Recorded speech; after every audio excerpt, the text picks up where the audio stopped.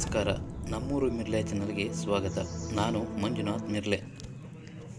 ಸ್ನೇಹಿತರೆ, ನಾನು ನಿಮಗೆ ಅಯ್ಯಪ್ಪ ಸ್ವಾಮಿಯ 18 ಮೆಟ್ಟಿಲುಗಳ ಮಹತ್ವದ ಬಗ್ಗೆ ತಿಳಿಸುತ್ತೇನೆ. ಓಂ ಸ್ವಾಮಿಯೇ ಐ ಶರಣಮಯ್ಯಪ್ಪ. ಅಯ್ಯಪ್ಪ ಸ್ವಾಮಿಯ ದರ್ಶನದ ಕ್ಷಣವೇ ಸುಂದರ. ಸದಾ ಅಯ್ಯಪ್ಪನ ಸ್ಮರಣೆ ಮಾಡುತ್ತಾ 41 ದಿನಗಳ ಕಠಿಣ ವ್ರತಾಚರಣೆಯನ್ನು ತೊಡಗಿ ದೇವರ ದರ್ಶನದ ಆ ಕ್ಷಣ ಬಂದಾಗ ಪುಳಕಗೊಳ್ಳುತ್ತಾರೆ ಮಾಲಾಧಾರಿಗಳು. ಮಣಿಕಂಠನ ದರ್ಶನದಿಂದ ಕಠಿಣ ವ್ರತಾಚರಣೆ ಸಾರ್ಥಕವಾಯಿತು ಎಂಬ ಧನ್ಯತಾ ಭಾವವೂ ಕೂಡ ಅವರಲ್ಲಿ ಮೂಡುತ್ತದೆ. ಮಕರ ಜ್ಯೋತಿಯ ದರ್ಶನ ಪ್ರತಿ ಅಯ್ಯಪ್ಪ ಮಾಲಾಧಾರಿಗಳ ಬದುಕಿನ ಸ್ಮರಣೀಯ ಕೂಡ ಹೌದು. ಆದರೆ ಈ ಎಲ್ಲ ಧನ್ಯತಾ ಕ್ಷಣಕ್ಕೆ ಮುನ್ನ ಪ್ರತಿ ಭಕ್ತರು 18 ಪವಿತ್ರ ಮೆಟ್ಟಿಲುಗಳನ್ನು ಹತ್ತಬೇಕು. ಈ 18 ಮೆಟ್ಟಿಲುಗಳಿಗೆ ಅದರದೇ ಆದ ಮಹತ್ವವಿದೆ ಮತ್ತು ಅದರದೇ ಆದ ಅರ್ಥವೂ ಕೂಡ ಇದೆ. ಕಠಿಣ ವ್ರತಾಚರಣೆಯನ್ನು ಮಾಡಿ ಬಲಗಾಲನ್ನು ಮೊದಲು ಇಟ್ಟು ಇರುಮುಡಿಯನ್ನು ತಲೆಯಲ್ಲಿ ಹೊತ್ತು ಅಯ್ಯಪ್ಪನ ಸ್ಮರಣೆ ಮಾಡುತ್ತಾ ಈ 18 ಮೆಟ್ಟಿಲುಗಳನ್ನು ಏರುತ್ತಾರೆ.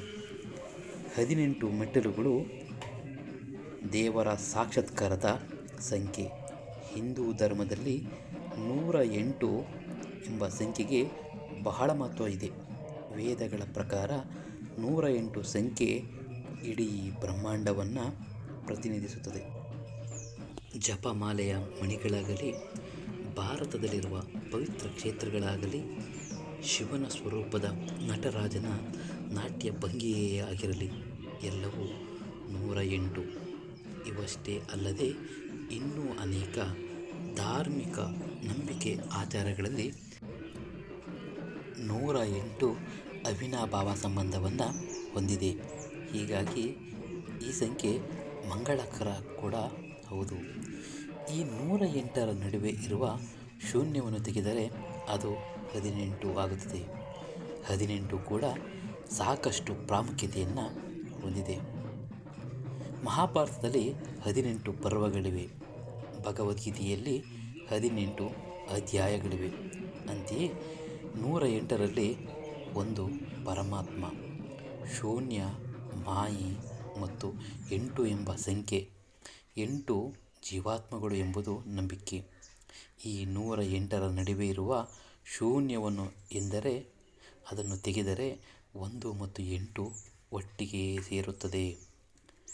ಪರಮಾತ್ಮ ಮತ್ತು ಜೀವಾತ್ಮದ ನಡುವಿನ ಮಾಯೆಯನ್ನು ತೆಗೆದರೆ ಇಬ್ಬರು ಒಟ್ಟಿಗೆ ಸೇರುತ್ತಾರೆ. ಅಂದರೆ 18 ಎಂಬುದು ಇಲ್ಲಿ ದೇವರ ಸಾಕ್ಷಾತ್ಕಾರದ ಸಂಖ್ಯೆ. ಮೊದಲ 5 ಮೆಟ್ಟಿಲುಗಳಲ್ಲಿ ಪಂಚೇಂದ್ರಿಯಗಳ ಸಂಕೇತವಿದೆ. ಕಣ್ಣು, ಕಿವಿ, ಮೂಗು, ನಾಲಿಗೆ ಮತ್ತು ಸ್ಪರ್ಶ. ಈ 5 ಹಂತಗಳು.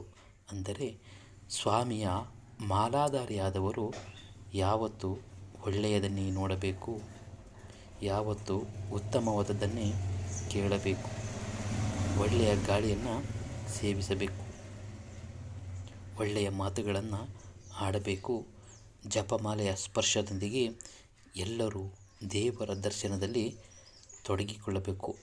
ಮುಂದಿನ ಮೆಟ್ಟಿಲುಗಳಲ್ಲಿ 8 ಮೆಟ್ಟಿಲುಗಳಲ್ಲಿ ಅಷ್ಟರಾಗಗಳ ಸಂಕೇತವಿದೆ. ಅಂದರೆ ಕಾಮ, ಕ್ರೋಧ, ಲೋಭ, ಮೋಹ, ಮದ, ಮಾತ್ಸರ್ಯ, ಹೆಗ್ಗಳಿಕೆ, ಅಸೂಯೆಗಳ ಸಂಕೇತ. ಮುಂದಿನ 3 ಮೆಟ್ಟಿಲುಗಳ ಸತ್ಯವೆಂದರೆ ಒಳ್ಳೆಯತನ, ರಜಸ್ ಮತ್ತು ತಮಸ್ ಎಂಬ 3 ಮಾನವ ಗುಣಗಳ ಸಂಕೇತ. ಈ 16 ಮೆಟ್ಟಿಲುಗಳ ಬಳಿಕ ಕೊನೆಯ 2 ಮೆಟ್ಟಿಲುಗಳ ವಿದ್ಯೆ ಮತ್ತು ಅಜ್ಞಾನವನ್ನು ಪ್ರತಿನಿಧಿಸುತ್ತವೆ.